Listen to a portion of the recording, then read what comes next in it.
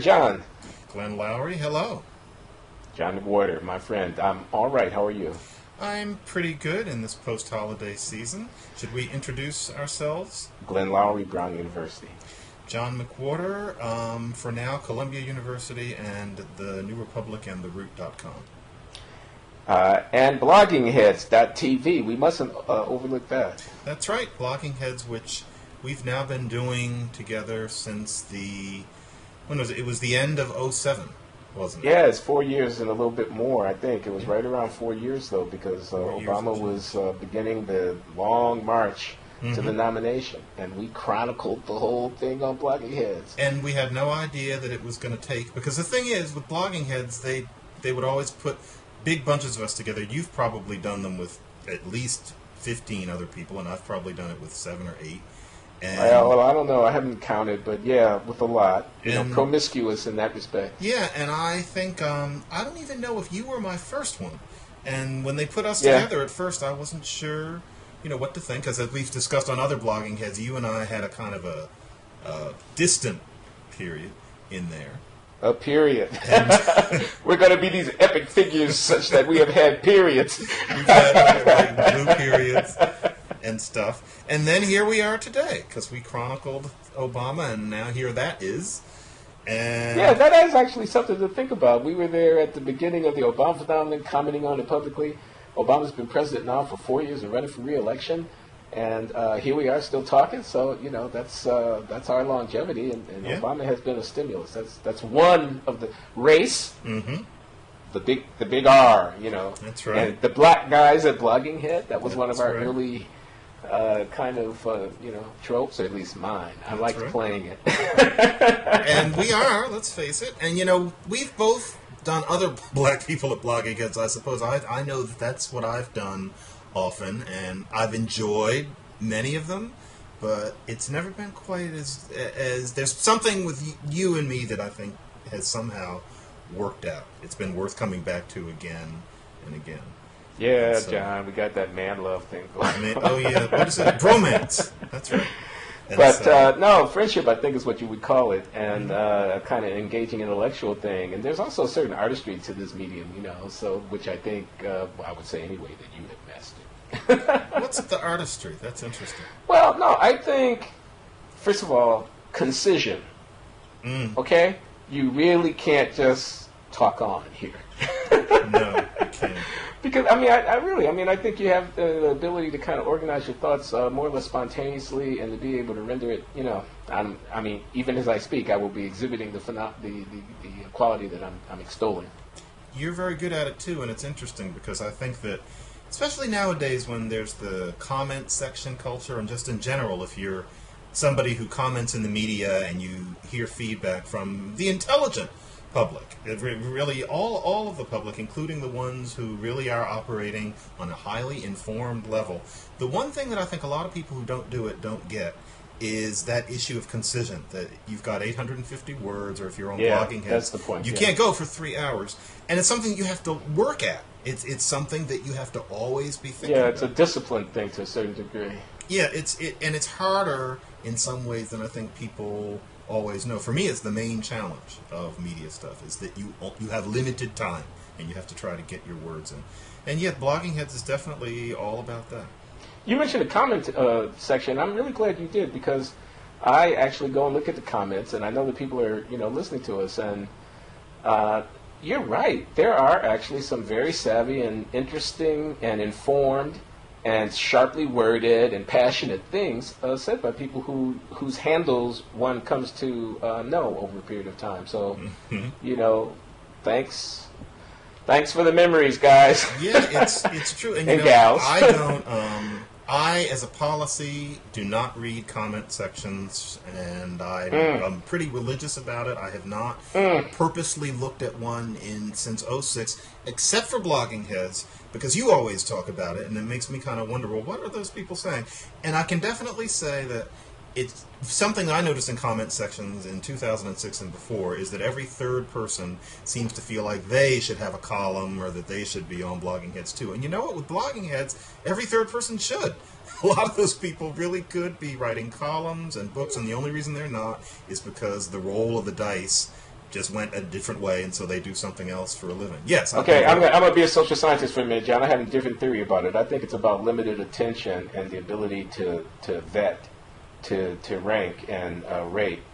I think, so the medium admits of every possible. So if everybody's a blogger, which blog do you listen to? Kind of thing like that. So there have to be portals. And it's not like there's some conspiracy to try to create, little hierarchies of gatekeepers or whatever. No. It's that people really do need assistance in the allocation of their limited attention. And so the establishment of, whatever. So everybody can't be a blogger, even though the medium admits that institutions will evolve that will winnow out or whatever. Okay, end of theory. Well, I know what you mean, but it's one thing that I don't read comment sections, but every now and then, probably about once a month, I will sit down and just kind of web surf randomly. I don't do it much because I'd rather be reading a book or something like that, but sometimes I just look around. And, of course, there are a lot of bloggers these days. There are a lot of people who think that they have something to say, and there are a lot of them who really do. But have you seen the volume of bloggers where really it's hard to say that those people need a larger audience than they've got. Whereas a lot of the people in the Blogging Heads comment section, I would say, are different from those bloggers. It's just, I see. So I just mean that there's a certain amount of randomness in it. Yeah. My son just started a blog. My son, Glenn II, Loury, who is a student at Haverford College and is very interested in film. I didn't know he was at Haverford. Okay. He's now writing about film. And regularly, and he's very enthusiastic about it. And if he gets 15, 20, or 70 hits, he's really excited. So whatever. I mean, I'm very happy that he's doing it. I mean, I don't think the size of the audience is necessarily, if it's not a commercial enterprise, it's not necessarily. It's an affirmation, and it's an expressive undertaking. There's certain discipline to it. So yeah, I'm all for it. Yep, it's a good thing. It's democratizing, and it creates a lot of wonderful, in a way, books out there. A lot of blogs are basically running books that would not exist otherwise. So it's okay, I'm going to put you on the spot, John. We're going to keep doing Blogging Heads Come With Me, right?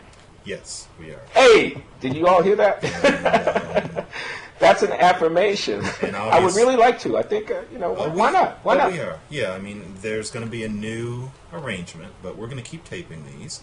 And what do you say, about once a month, probably? Especially because we've got... if I could twist your arm, it might be more frequent than that, but you're going to be a new father. Who would twist the new father's arm? And I'm going to be a new dad. I'm 46. It's my first time, and I don't know what that's going to be like time-wise, but... well, no, I do, John. It's called all of your time. Is it going to ruin everything? No. I mean, no, I'm not saying I feel like I'll never write a book again. Well, first of all, congratulations to you and your lovely wife, Martha, on New All's It's going to happen. It could happen tonight. It's parenthood. definitely going to be tonight. A week or so. Yeah. See how important Blogging Heads is? You're willing to spend an hour talking when you could be fretting. And see, my little daughter, I'm going to show her this once she can understand it. Like the days before she was born, and I was talking about it on Blogging Heads. That'll make for a story. Cute thing.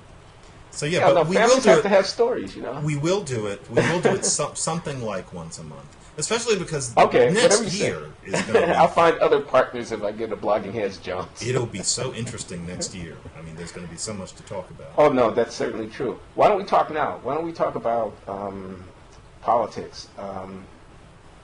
Would you like? Oh yeah, definitely. Oh, okay. So, where do we start? Ron Paul? Let's do him. Yeah. Okay. You go. Have you ever, until relatively recently, admired his intellectualism?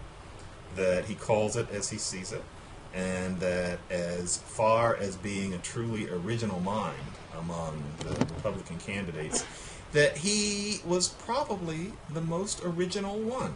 Now, I'm not talking about what we're about to talk about in terms of what it's turned out he was in favor of, or at least didn't mind seeing go out under his name.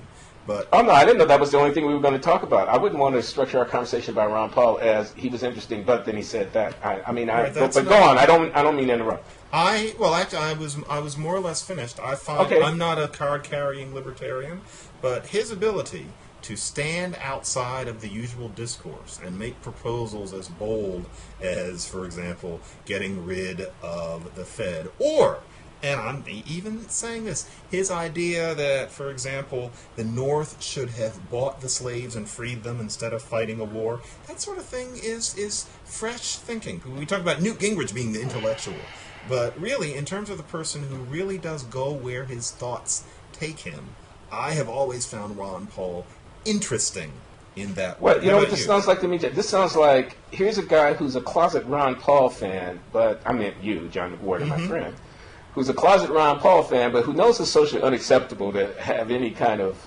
affection for Ron Paul, so who then constructs an intellectual justification for being able to say that, which is to say, well, at least he thinks his own mind, he's original. No, I think he might actually be right about some stuff, John. I mean, which is a different kind of point. I mean, what I would say about Ron Paul, now, these racist remarks, we have to come to that, and he's not right about that. To the extent that it was under his, but the libertarian critique is a serious argument. Okay, freedom and liberty. I mean, and the notion that the government's controlling everything. I mean, really. Hold on, just a moment, please. I cannot be interrupted. The notion that you can't grow a plant in your yard without the gendarme coming and carrying you away in cuffs. I mean, come on. It's a serious position to say that shouldn't be so. When Ron Paul says, why do you have a navy in every sea, I wish somebody would exactly give him an answer. Rather than, you can't say that, which is what the mainstream press says about Ron Paul's critique of the global footprint of the American empire. Exactly. He says, why are you doing it? And they don't even bother to give an answer. Exactly. Okay? Now, that really annoys me. Especially... I take Ron Paul completely seriously. I don't think he's going to get the nomination, and I don't think he would win the election if he got the nomination because he's weird around a whole lot of stuff, including these racially colored things that he's become associated with of late, which I don't think should be in any way the main thing that would affect. And I just want to respond to what you said about the intellectuality. I agree with that. Now, this get rid of the Fed, I'm against that. Okay? That's a harebrained scheme, in my humble opinion. And I don't know what happens of the welfare state in the hands of a libertarian ideologue. Okay, so this is not a direction that I can go in. But there's a lot of stuff that Ron Paul is saying. I mean, during that most recent Republican debate where I heard him again on this defense, he says, why do you want to go bomb Iran? Why do you want to go bomb Iran? Why do you want to go bomb Iran? Could you give me an answer other than some genuflection at some politically correct nonsense? Yeah. I mean, please. Will you please tell me why you're going to war with Iran rather than just, this sort of anti-Islamic, this hyper pro-Israeli pandering? I mean, that's a completely contemptuous of the people who are listening to a political discussion that you would talk in those terms. So he deserves to be refuted, not written out because he said something he farted in church. Basically, they're saying, you can't say that. Yeah, that's ridiculous. So I think Ron Paul is in fact, I think he's very important to the political conversation right now. Yeah, a test that I often apply to things like this is suppose a child asked you a question such as, why are we going to bomb Iran? Or suppose a child asked a question such as, why are we so concerned with not ruffling the feathers of Israel? Just a child. And you have to explain exactly why. Often that requires a lot more work, a lot more thinking than you would have to do to talk about those issues with adults in your living room. And Ron Paul, in a way, is somebody who's capable of standing back from the whole situation and asking questions like that. And even if his conclusions aren't ones that you would come to, it's sad that a person who asks questions on that level and isn't afraid to, and is clearly somebody of intelligence, could not be elected because so very much of what he asks is treated as quote-unquote farting in church by people who are as smart as him. It's a tragedy in its way, although I wouldn't want that particular person to be president in these times either. It's weird. Libertarians idealize what human beings are like. It's part of why I'm not a libertarian. The Founding Fathers did not do that. Libertarians have a sense that all people are more or less like them and can be trusted to be. Nevertheless, you can see where they're coming from, and that's why Paul has always been somebody who I was interested in listening to. Did you read the New Republic article, though, back in 2008 about all of this this race stuff, because I'm surprised the media is picking up on it now as if... No, I did not read that article. I did not know there existed such an article. Already 3 years ago, the New Republic was reporting on this race stuff with Ron Paul. Yeah, this was James Kirchick's article. Why can't I speak English? Yeah, well, tell me what it said and develop that thought. Well, it's pretty simple. It's just that Ron Paul has had a newsletter that's gone out under various names. And the only reason that this isn't clearer now is because a lot of this went out before the internet was the way it is now or existed.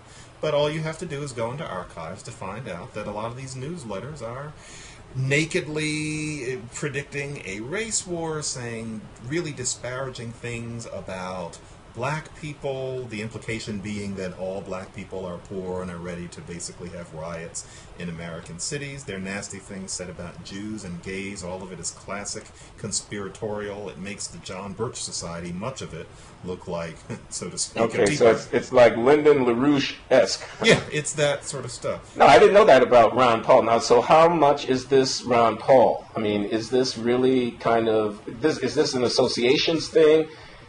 He let his name be put to something, or is it that he really believed this? I mean, I'm just asking a question. It's all highly ambiguous, and he says that he has, in some sense, disavowed these sorts of views, which has rich implications, and that in terms of the newsletter, he doesn't remember these things. But the fact he doesn't remember. It went out under his name again and again, and so he doesn't recall. And I think it's clear that those issues to him are not terribly important, in that I get the feeling he thought that his having those particular kinds of views was not as important as how he felt about the Fed, etc. He's got some priorities, and what he would probably call the race thing or the gay thing are not them. But this is a new era, and the past comes and bites you on the ass more easily than it used to, and he's just kind of stuck with it. Well, I would say the ideas about the Fed and about the gold standard are really the more notorious ideas that I would want to associate with Ron Paul, rather than the ideas about whether or not some social etiquette of how you're supposed to talk about things, or even, even racism. I mean, I'll go that far, okay? Mm-hmm. Okay, I'll go that far. I'll go so far as saying even somebody who might have seen something good in David Duke, and I don't know whether or not anybody associated with Ron Paul ever did, but let me just use the hypothetical, that is a less, who considers to be president, less significant reason for them to not be president than that they want to go back to the gold standard. Okay? Because is Ron Paul purity of heart? Is that the criterion for who can be the leader? I mean, what is this sanctimony? Well, really? I mean, it's character. No, I just want you to answer this point. Is the point characterological? I mean, are we trying to discern whether or not a particular candidate, is good enough? Okay, so because otherwise it seems infantile to me to go around Xing people out. Oh, did you hear he said that? Did you hear they had something written on a rock near a place where his parents used to vacation? That to me is just stupidity politics.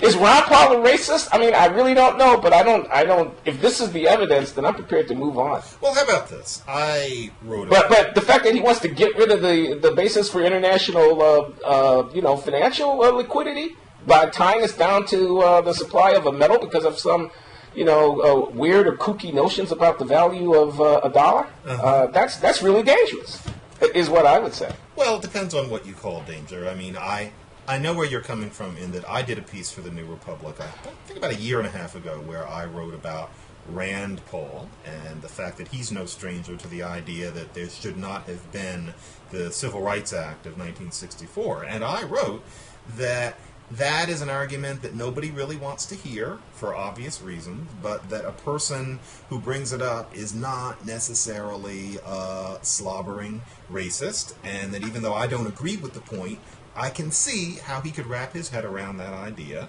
and nevertheless not be what we would call a racist. So I said that, I meant it. But, I would very quickly, but the fact is many people would say that in terms of someone like that being president, that they would not be sufficiently behind the kinds of social legislation that helps people of color. Does that argument have no meaning? No, I'm sorry, John. I just can't go there. I mean, this is like Robert Bork can't be on the Supreme Court because he wants to slam the courthouse door on the finger of the indigent.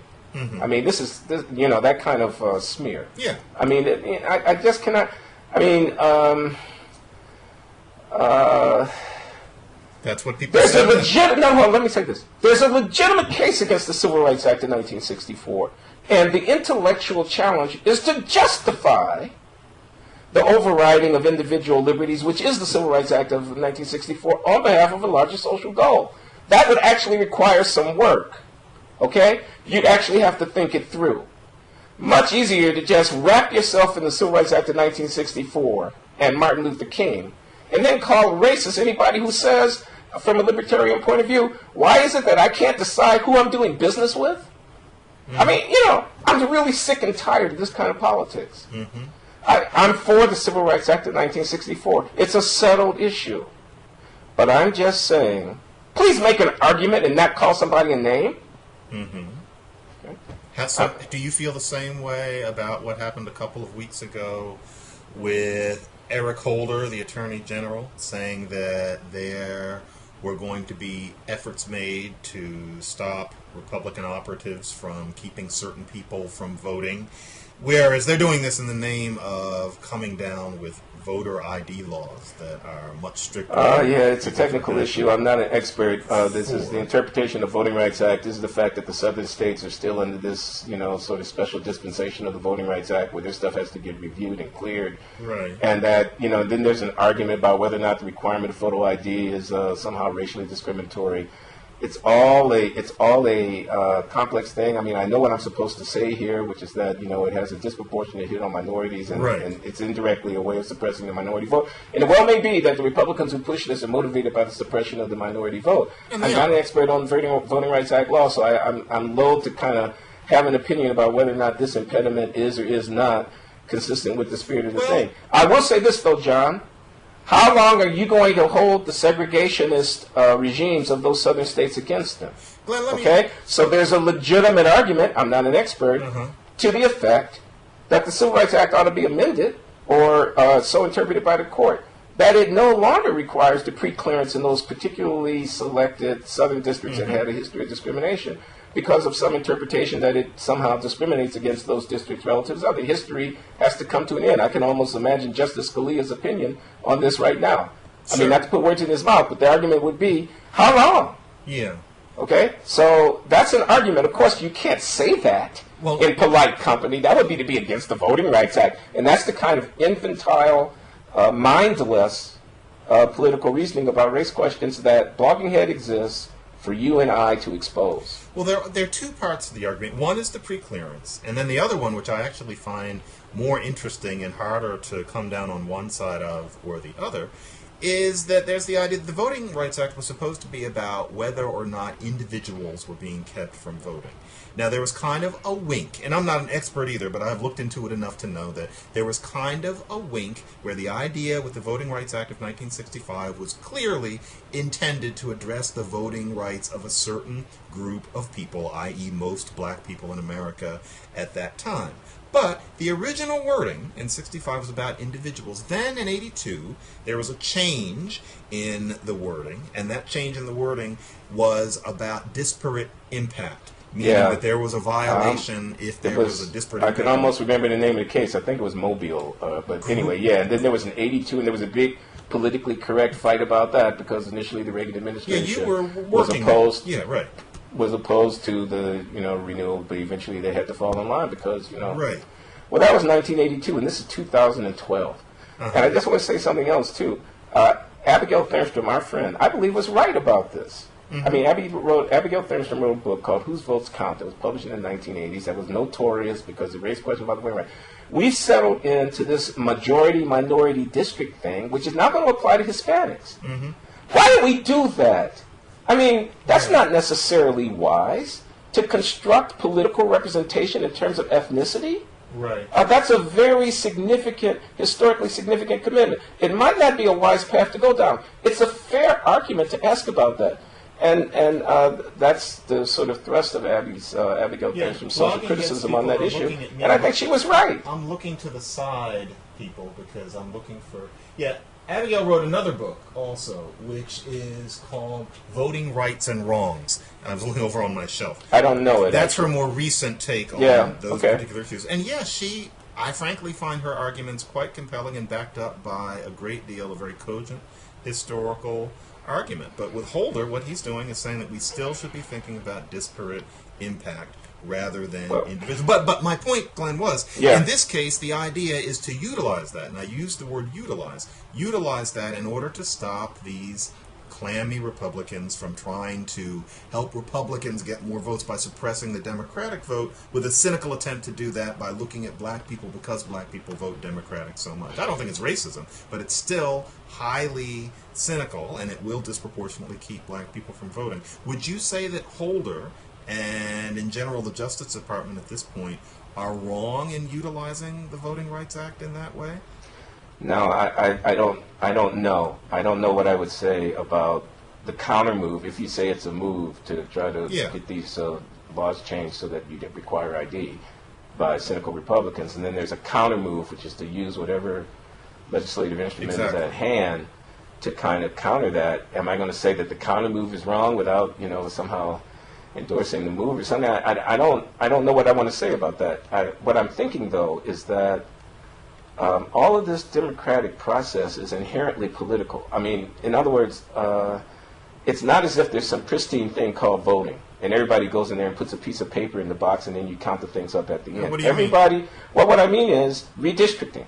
Mm-hmm. Okay? Now you're drawing the district lines. These guys have got elaborate computer programs and complex models to try to predict the consequence based on whatever the demographic and socioeconomic and other characteristics are of voters who live this or that side of the line, to drawing a line here rather than draw it there. Barack Obama sat in Springfield, Illinois, just to give one example. And because the Democrats had control of the state legislature, they were doing the decennial redistricting, redrew his state senate district so that it would be more commodious, so it would be more to his liking. I'm not even going to get into the character because it'll seem that I'm attacking the president if I say so. Basically, he got rid of the public housing projects and got some of those high-income high-rises in the heavily Jewish North Shore of Chicago. But I'm just saying it's an example of the manipulation of the process. Okay? He also got himself elected by getting his opponents disqualified on technicalities about the whatever. Is that okay? I guess so. That's the way the game is played in Chicago and other places.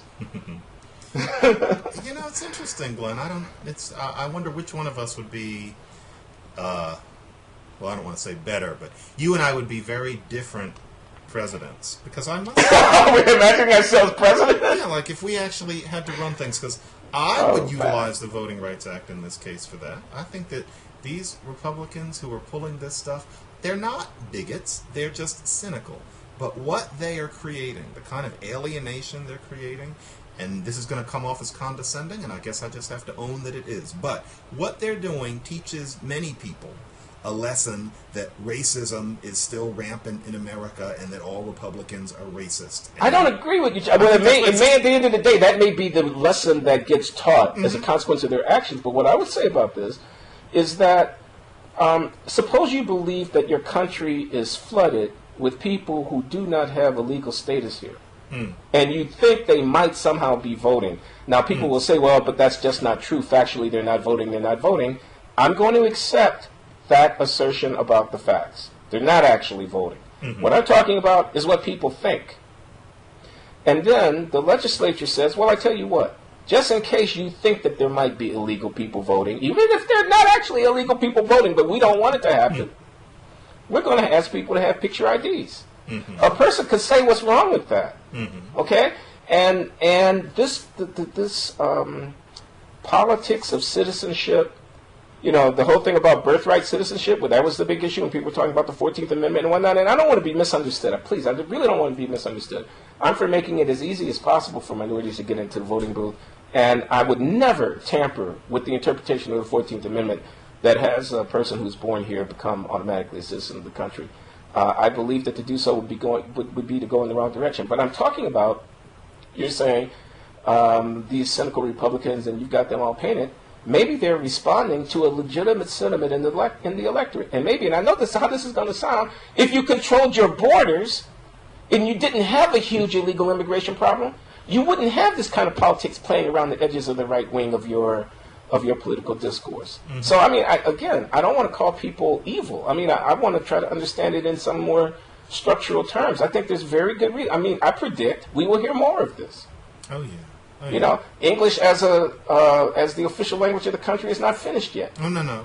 You know, and other such, you're going to call them right wing. And moreover, this is going on all over the world.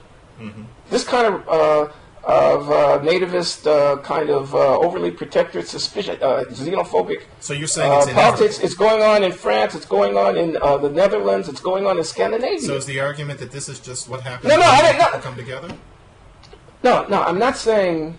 I'm sorry, I should listen to you instead of thinking about what I was going to say next. That's okay. I didn't actually hear what you said, John. Are you saying then that this sort of nativist animus is an inevitable aspect of human beings coming together, that it's a downside of what we otherwise call multiculturalism and diversity, and that we should just accept it, which is something I, in more cynical moods, am sometimes inclined to think myself? Now, here's what I'm saying. I'm a social scientist. Remember, there's Robert Putnam, the political scientist at Harvard. Is this bowling alone? No, this is something else. Oh, he has this finding. That's right. Yeah. He is bowling alone. I'm sorry, but this person? is something else. The point I'm making is not about bowling alone. The point of Putnam's that I want to make is what he finds is that social capital is low in areas where diversity is high. Okay? He has in many different venues, a lot of empirical data. I can't recite chapter and verse right now. If one searches on the internet, one will find this set of papers from Robert Putnam. And it may be in some book that I'm not aware of. But the finding is, let me just give one illustration of it. Across American cities, some cities are more diverse in the sense that they have larger numbers of minority groups and whatnot, and other cities are more homogeneous. Measures of social capital, things like, do you know your neighbor? Would you loan him a cup of sugar? Would you, how do you sort of get along socially in terms of civic connectivity? Mm-hmm. And he finds that in more diverse communities, there's less civic connectivity. Mm-hmm. Okay? So this is an empirical finding about the fact that diversity may, just as the consequence of complex social behavior, redound to some degree in lower trust. Mm-hmm. A less capacity for collective action. Mm-hmm. Okay, so that's not a moral position. No, it's not. So, if you ask me, am I saying that such and such is inevitable? I'm saying there may be certain tendencies. There may be very deep tendencies that may push in a certain direction and may have these consequences. And I want to understand. I don't know. I've gone on too long about this. I want to understand, because I wanted to just say, you were saying these Republicans were these cynical people who were trying to keep people from voting, and I was saying another interpretation was they may be responding to legitimate fears and concerns in the public who have a right who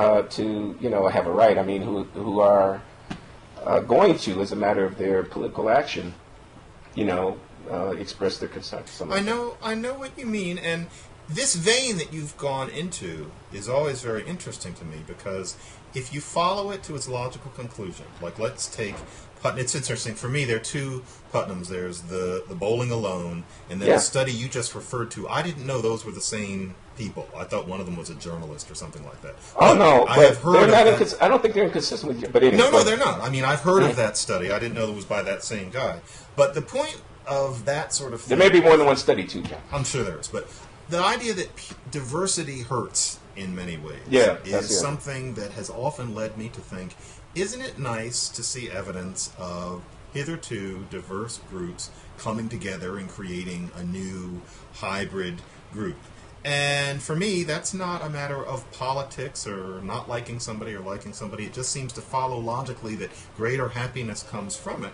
And I've gotten in trouble often in saying that. One way that I've gotten in trouble in saying that is that if you're a linguist, what you're supposed to think is that there are 6,000 languages in the world, and that what we're supposed to do is try to preserve as many of those groups. And I've often said, well, as long as we document the languages. Suppose more and more people do speak fewer and fewer languages and can communicate with each other easily. Suppose societies become more and more alike. And it's interesting, since we're on blogging heads, a lot of this is something that Robert Wright's non-zero got me thinking about. I was thinking, isn't that really the way we want to go? Do we want there to be 6,000 different groups if there's going to be so much unhappiness? And of course, I've been called all sorts of names by linguists and anthropologists for that. And then I've often said the browning of America.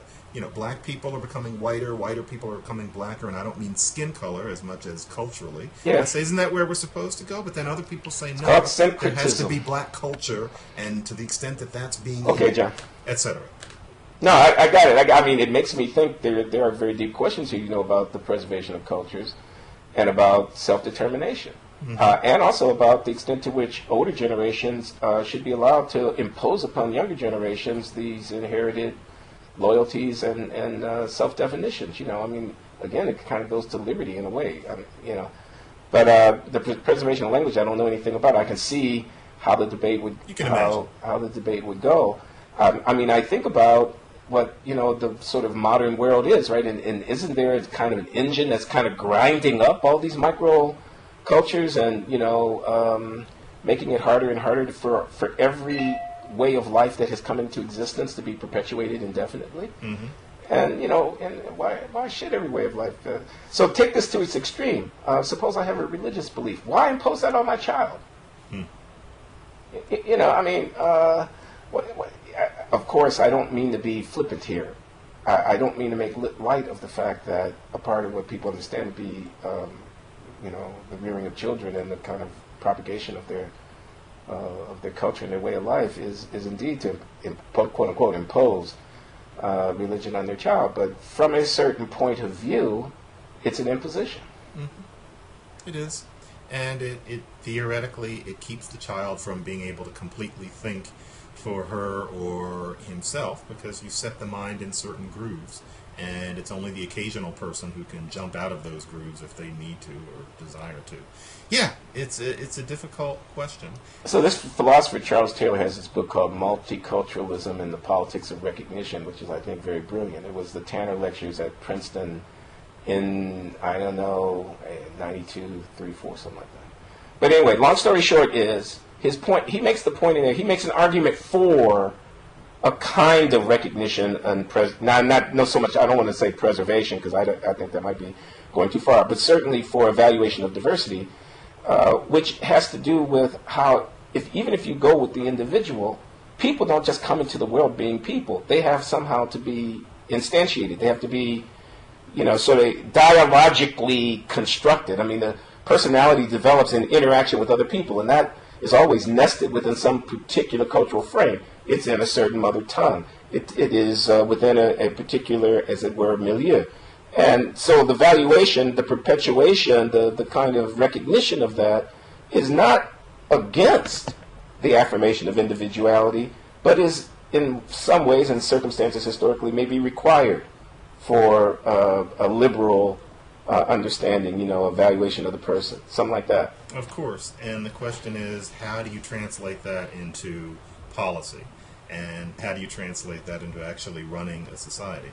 And I think those questions, and I think you agree, are much more difficult than many people would have it, and that often it's very hard to have these conversations, because if you express a certain view, then you're just considered a hateful human being who wishes everybody were like you, or something like that. Whereas if a different kind of person were making an argument that everybody should be like them, for example, a person with less power, then I think we in power are supposed to applaud them for wishing that everybody were just like them. But we're not supposed to do it. It's very complicated. And John, do you think we should do some kind of, if this is like Blogging Heads, Twilight, heaven forbid, on Obama, should we weigh in? Or is it like, because the election is pending and whatnot, it would be like, if you had something critical to say, you wouldn't want to say it in that context or something like that? I mean, I don't know. I'm just throwing that thought out. We should, because it all started with you being ironically more in favor of Hillary Clinton. And despite the fact that yeah, I supported Hillary. and I was did, more 4 in years favor ago. of Obama. And, Wasn't that interesting? That was an interesting and discussion. this is, when you're talking about '07, there was a much stronger impression out there that I myself was a right-wing Republican, and so that it was considered odd that I was in favor of Obama. And I was more excited about there being a black president than you were. And I definitely meant that at the time. And who was right, John? Yeah, it's an interesting one because Who was right about how excited the president should be about there being a black president? Me, who was not at all excited about it and was very skeptical of that whole idea, or you, who embraced it? You know what? And this is going to seem like I'm weaseling, but we need more time. And I can promise you, I would not say that after, say, 6 years. But after 3, I can't say whether America's conception of what it means to be black has changed, because I'm just living right here where we are. I can say, and this is against what I originally thought, that in terms of the kinds of discussions we have about who's racist and who isn't, and what it means to be black in this country, the people who were screaming bloody murder about that in 2007 are screaming just as loudly now. But then again, we knew that was going to happen. I mean, they're not going to develop an interest in something else. I don't know. I cannot put my finger up in the air and sense a change in the current yet. But I am heartened to see that that man is a black president. And you know what? I don't think he's doing a wonderful job.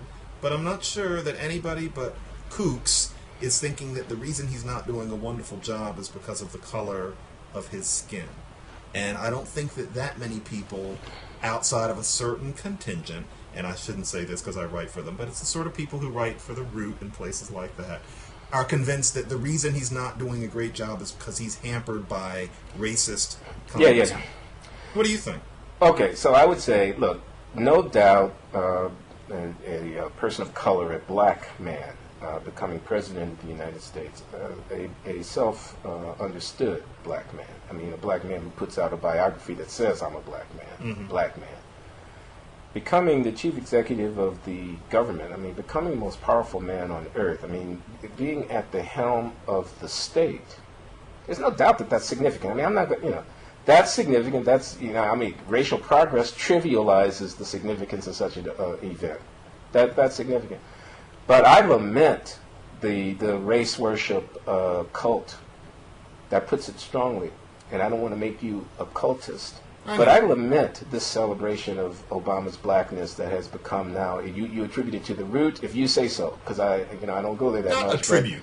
Okay. Anyway, I really lament it because I think African American identity ought not be so cheap. And what I mean by this is this, and this is not imputing in any way the President of the United States. I'm not talking about him or his motives. What I'm talking about here is the theoreticalization, the kind of abstractization of blackness. Okay? So it gets divorced from what its actual historical context was. It just becomes a uniform one is wearing or a kind of pose. In other words, sharecropping. Okay? I'm talking about peasant labor as a multi-generational way of life woven into the fabric of South Carolina or Georgia or Mississippi. Okay? Or the Great Migration. I'm talking about a world historic movement of people from the rural and the southern to the urban and the northern and midwestern of a great industrializing nation. I could go on. I think you're going to get to see my point. Okay? The Constitution, the Civil Rights Act, we were just talking about that. The very assertion of liberty and equality in the country is rooted in the experience of people who had been slaves. Okay? Now, Obama is black in an abstract and a theoretical way. His mother was a white woman from Kansas, and his father was a foreigner, born in Africa. His skin is brown, and I don't want to take anything away from him, please. I'm talking about how this has been constructed, and the constructing has kind of stripped away the kind of historical specificity. Now, that will come at a cost, all right? Because when blackness is abstracted, the historical memory of national obligation to deal with the consequences of those institutions that played out over centuries will be diminished, I assure you. Okay? It will become a designer thing. How many black people are in the executive suite? Okay? And it won't matter whether or not you're actually addressing the legacy of the actual history of racism in the country.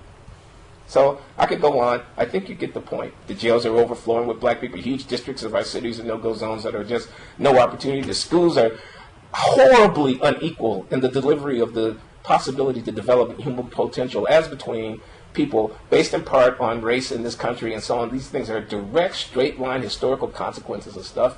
And Obama can't even speak to any of it. Again, not to take anything away from him. It's so theoretical and so abstract. Blackness ought to mean more than that.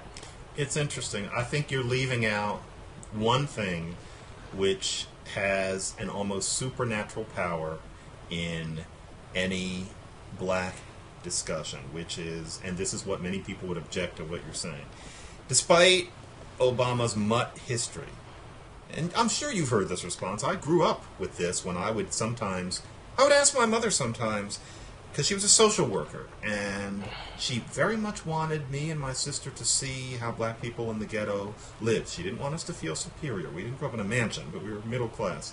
Yeah. And I started asking when I was at that certain age, about 8 or 9, they're black and we're black, but to tell you the truth, I have more in common with the Jewish kids at our Montessori school. What do I have in common? And my mother would furiously say, white people see you the same as they see the ones in the ghetto. And Obama even said, before he was president, well, the police certainly don't make any difference when they look at me when we're talking about black. And so he's talking about experiences he's probably had with being stopped or whatever.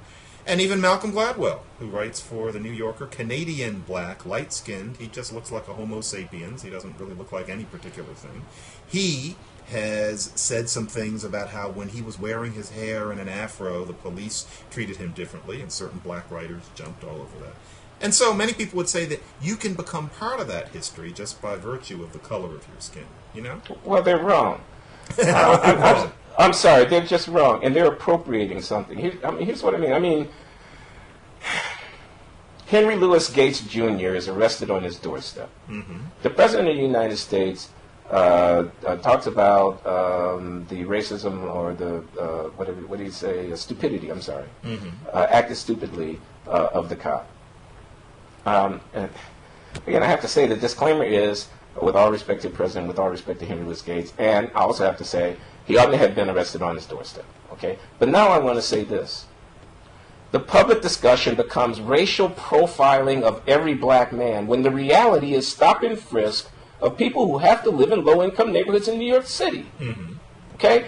And the point here is that the inconvenience of Cornel West or Malcolm Gladwell or whoever not being good at getting a table at the restaurant or having a taxi stop for them is not the same thing as the mobilization of violence and coercion as an institutionalized practice of the state over and against people who are constructed and perceived culturally, politically, and legally as basically a caste beneath the rest of us, for whom it's quite all right to do just about anything with them. I know that I'm ranting, but I think you see what I'm saying. What I'm saying is there is the trope of race played by people for whom race is at worst a convenience. Okay? And then there's the reality of racialized power played out in the lives of millions of human beings. Okay? I don't want to get confused about what's important. The latter is important. The former is not important. The inconvenience of some police officer profiling you on the highway is just not important. Okay, relative to the existence of Newark Ghetto or Camden, New Jersey, or something like that, which are institutionalized structures of inequality that are racial. It's funny, Glenn. I'd like to put you in a room with somebody like Newsweek's Ellis Coase. Yeah, I know who Ellis Coase is, and I respect him. Yeah. But that's an indulgence. It's an indulgence that only wealthy and secure people can do. And the fact that they use up so much airtime of the American elites with etiquette about why they don't feel comfortable in the boardroom pisses me off. Well, Coase, who is no fan of mine, but I've read and thought about his work hard, would object to you that for him, being a black man means not only that he can't get a cab in New York, he claims to not be able to get a cab in the exact same blocks where I get a cab all the time, but I believe him. They don't like him for some reason. He can't get a cab. He can't get an apartment as easily. So he will talk about real estate steering. He will talk about how somebody like him gets trailed in a store because the people are afraid that he's gonna steal something, and we're gonna assume that people like him are not lying, and I'm not being coy in saying it. But there's this whole black middle class rage life that's described, where the idea is that there's some black people where it's the police who are trawling through their neighborhood and their brother is in jail. But then we also have to cry for the other kind of black person who has multiple degrees, but every 2 steps he takes, somebody is cutting up a credit card in his face or something like that. Do you think those people are lying? I have trouble with this. No, I don't think they're lying, and I don't mean to make light of their experience and of their feelings, because I can see that there would be a story there. Mm-hmm. I'm a black person in a racialized world. I mean, I can see a woman saying, as a wonderful young woman once said to me, a beautiful black African American woman said, when I'm in Paris and I walk into a restaurant on a white man's arm, nobody's head turns. Okay? Mm-hmm. I can just be there. Mm-hmm. When I'm in New York and I walk into a restaurant on a white man's arm, everybody's head turns. Mm-hmm. Okay, and that's oppressive to me. That's why I live in France. Right. I could see a person saying that and writing a whole novel about it. Okay, mm-hmm. I mean, going through the whole litany of subtle ways in which you're kind of racially worn down or oppressed being a black person in this country. I just don't think that's that interesting anymore. I think we live in 2012, not 1962. Mm-hmm. I just don't think that's that interesting anymore. And I think if you want to talk about race in today's America, you need to talk about the stuff that's actually important in the lives of these millions of people. I mean, I'm sorry. That's what I think. Other people will have a different valuation of the situation. You sound better saying that than me. I mean, I agree with you. I agree that whatever you or me goes through now and then is barely worth putting into print. And about once a year I write a piece saying it, and I don't read comment sections, but I hear about them from other people. Maybe you have a better purchase on it because here's what I'm afraid of, John. I'm afraid that we're going to have a kind of undercast, and it won't be blackness. I mean, it's going to split off from blackness.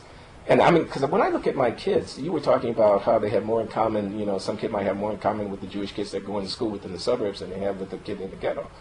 I mean, that is true at like a third power for my kids. Mm-hmm. I mean, in fact, we have with my sons Nehemiah, who's at Columbia, and Glenn, who's at Harvard, and I have had this ongoing discussion about kind of my sort of understanding of race and theirs, and they're it's lots of laughs, it's like, oh, Dad, I can't believe you actually, believe that stuff, I mean, they are wearing it very, very lightly, okay, and I mean, I think that's a good thing, and I think, some of us ought to escape this box of blackness. Some people ought to just be able to be free. So I agree with this young guy. I can't think of his name now. Toure. Post-blackness guy. I mean, he's actually got a point. I think, I like him, actually. I like him a lot.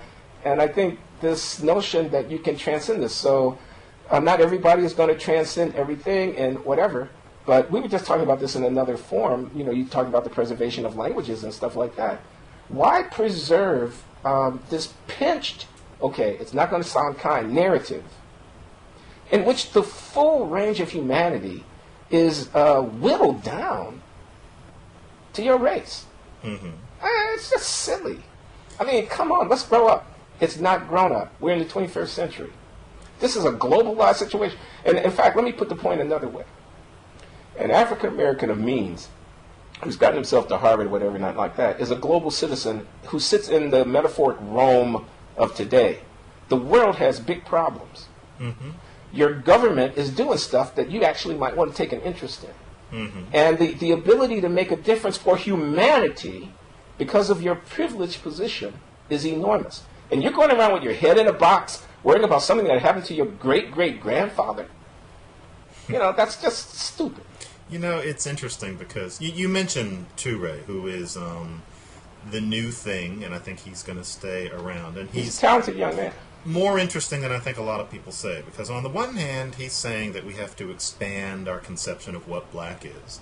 And the fact that that's such a welcome idea, now that I think of it, I didn't think of this 10 minutes ago, that's a symptom of the Obama era. I think if Loury had come out with that book in, say, 1995, I see. it wouldn't have been as rapturously received, and it should be rapturously received. But really look around at what Loury's doing, and Loury is just as quick as somebody from 1995 to say that America is still all about racism. I refer, so blogging heads can give a link to it, to the piece that he had in the Times about 3 weeks ago, which for some reason the Times did not feature as vividly as I would have thought they would have. But Loury could sit in a salon with the same sorts of racism forever people and not offend any of them. And so even he has some of that in him that I find somewhat reductive, because I think that what he's doing is that there's a sense in which this talking about racism, and frankly I think exaggerating it, I'll come out and say I think people exaggerate. It's not that it doesn't exist.